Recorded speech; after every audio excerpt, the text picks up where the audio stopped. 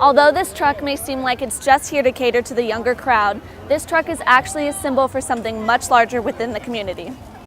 All it needs is a fresh coat of paint, a classic expression. However, many Arizona residents would argue that that's not what they need at all. Murals like this one can be found splashed all across Arizona. However, recently community members have come together in efforts to get rid of these murals, especially in historic neighborhoods in downtown Phoenix. The Arizona Human Trafficking Council report identified over 2,000 victims of sex trafficking in Arizona alone in 2017. And according to the Department of Justice, over 10% of sexual assault and violent attacks happen in parking lots and parking garages. The city of Tucson released tips in order for people to follow to stay safe.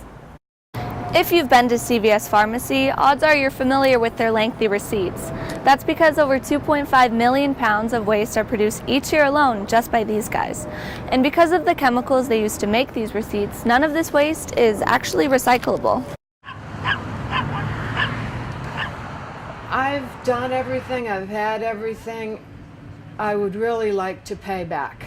This is Jan McClellan, and this is where you can usually find her, setting up and organizing and protesting puppy mills across Arizona, and spreading the word to anyone willing to listen. She's always there to talk. It's empathy with her, and that's why she's here. That's what brings her out here every week. Jan has been a part of these protests every single weekend for the past 11 years, but Jan also has a past that many may not know about, a past that will recently have you trading in your protest signs for one of these. Turns out, Jan has always had a voice, and not just for activism. Life magazine took these. Was in 1964, the Beatles were on. And I wanted to be the one on the stage.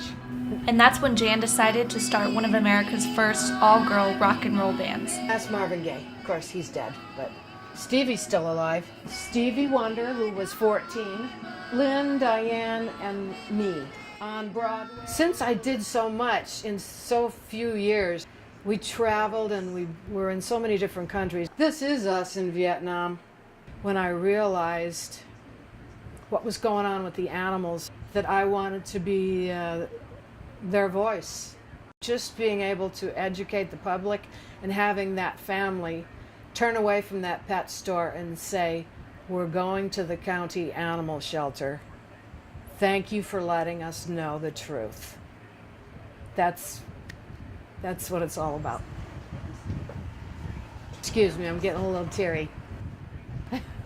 Recently, a new compilation of the debutante's music was released. Jan says she plans to donate some of the royalties from the album to the Bailing Out Benji Foundation.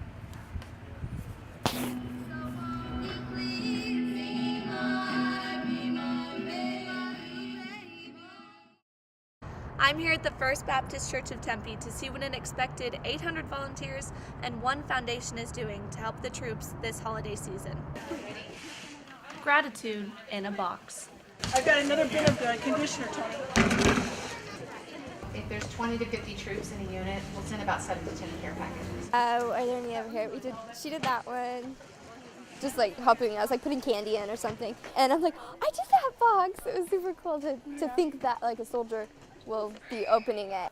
Opening roughly 600 care packages, donated, collected, and organized by the volunteers with the Boots in the House Foundation. We are dedicated to supporting the emotional health and well-being of military service members and their families from all branches of the U.S. Armed Forces, past, present, and future. Jamie says that the difference between Boots in the House and other foundations is that her volunteers have multiple types of themed packages that can be shared with entire units. For example, they have spa packages for women that have feminine hygiene products, shampoo, conditioner, even movies and books. So their emotional health and well-being, whether they need toothbrushes and toothpaste, or if they need help because they're having some challenges with the way they're thinking and feeling, it's all intertwined. Decorated with messages of hope and admiration. So the reason why I say that is because whatever it is that you're doing out there in the world, how are you affecting other people? And these messages are especially helpful to those who may not have anybody else. I created the organization in December 2014. I started planning how it was going to work. In the meantime, I had a Marine mom who's a veteran, had committed suicide. I was trying to think, well, how could I help her? In May, I was getting ready to launch it, and one of my other Marine mom friends, her veteran, committed suicide. How can I help both? And so far, the foundation has done just that. I'm just encouraging because they're doing so much for us.